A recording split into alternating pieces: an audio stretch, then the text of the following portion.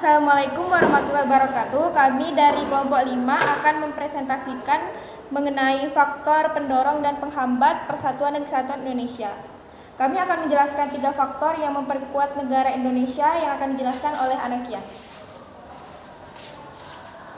3 faktor yang memperkuat negara Indonesia adalah 1. Pancasila. Mudah-mudahan NKRI akan terjaga jika semua masyarakat menjalankan nilai-nilai Pancasila dalam kehidupan sehari.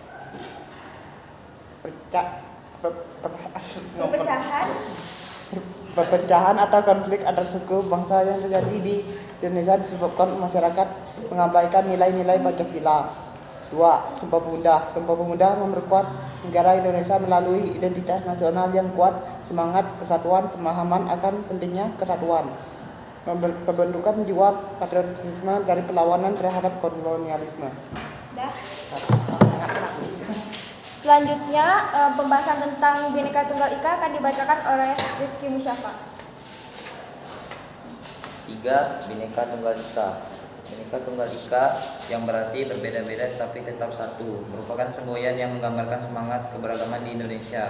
Prinsip mengajarkan tentang pentingnya menghormati perbedaan budaya, agama, dan suku sambil tetap bersatu sebagai satu bangsa. Bhinneka Tunggal Ika menciptakan landasan untuk menerima dan menghargai keberagaman sebagai kekuatan, bukan sebagai potensi perpecahan. Pelanggaran HAM sebagai pemicu konflik. Pelanggaran HAM seperti diskriminasi etnis, agama, atau kelompok tertentu dapat menjadi pemicu konflik internal yang merusak persatuan dan kesatuan. Tindakan pelanggaran HAM yang tidak diatasi dengan tegas dapat menciptakan ketidakpercayaan kelompok dan memperkuat perpecahan. Masyarakat Indonesia yang beraneka ragam, heterogen. Keberagaman ini juga dapat menjadi tantangan dalam membangun persatuan dan kesatuan. Penting untuk mempromosikan toleransi, dialog antar budaya, dan penghormatan terhadap perbedaan agar keberagaman tidak menjadi sumber konflik. Kesadaran akan kekayaan keberagaman ini dapat menjadi kekuatan untuk memperkuat persatuan dan kesatuan bangsa Indonesia. Baiklah, selanjutnya mengenai masyarakat Indonesia yang akan dijelaskan oleh Rehan Kalis.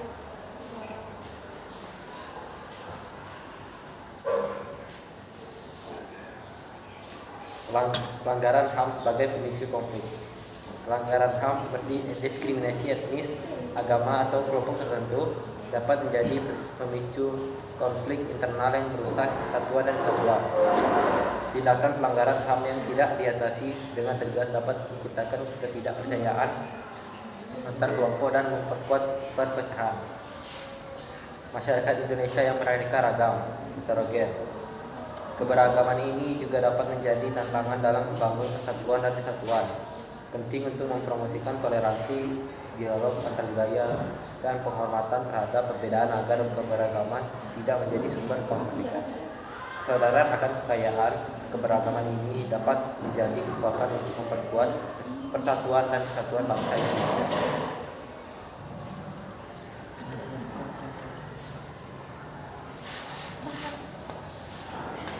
Kurangnya toleransi, kita sebagai warga Indonesia harus mulai memperbaiki lagi kesadaran bertoleransi di masyarakat kita, menganggap masalah kurang toleransi sebagai hal sepele. Makin lama kelamaan negara kita akan hancur dan mengalami disintegrasi dan kalangan masyarakat karena masyarakat menganggap diri mereka lebih unggul dan meremehkan masyarakat lain, sehingga akan menjadi perpecahan di kalangan masyarakat itu sendiri.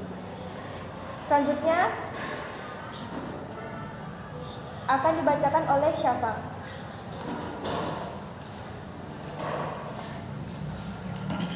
Membedakan suku, agama, ras, dan antar golongan. Faktor penghambat kesatuan bangsa Indonesia adalah membeda-bedakan suku, agama, ras, antar golongan. Faktor tersebut dapat diciptakan konflik horizontal.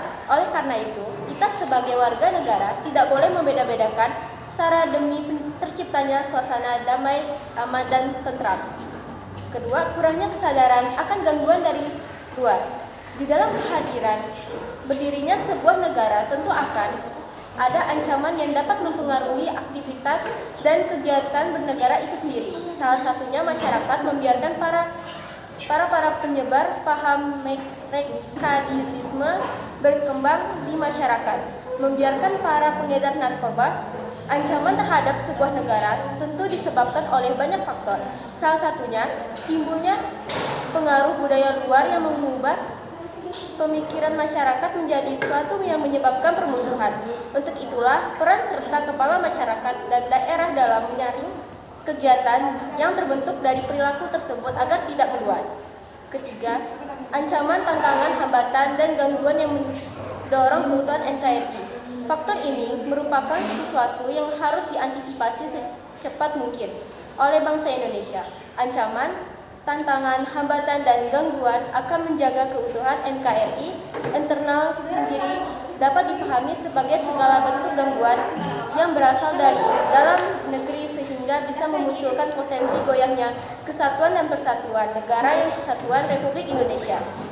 Berbagai gangguan yang ada tentu saja akan berdampak terhadap negara Indonesia dalam melangkah maju. Selanjutnya akan dibacakan oleh Saira. Paham etnosentrisme. Etnosentrisme adalah sikap atau pandangan yang berpangkal pada masyarakat dan kebudayaan sendiri. Biasanya disertai dengan sikap dan pandangan yang meremehkan masyarakat dan kebudayaan lain. Etnosentrisme adalah penilaian terhadap kebudayaan lain atas dasar nilai dan standar budaya sendiri. 2. Pembangunan tidak merata. Proses pembangunan yang terpusat di wilayah-wilayah tertentu dapat menimbulkan kesenjangan dalam berbagai bidang. Jika tidak diselesaikan, hal tersebut dapat memperlemah persatuan dan kesatuan bangsa.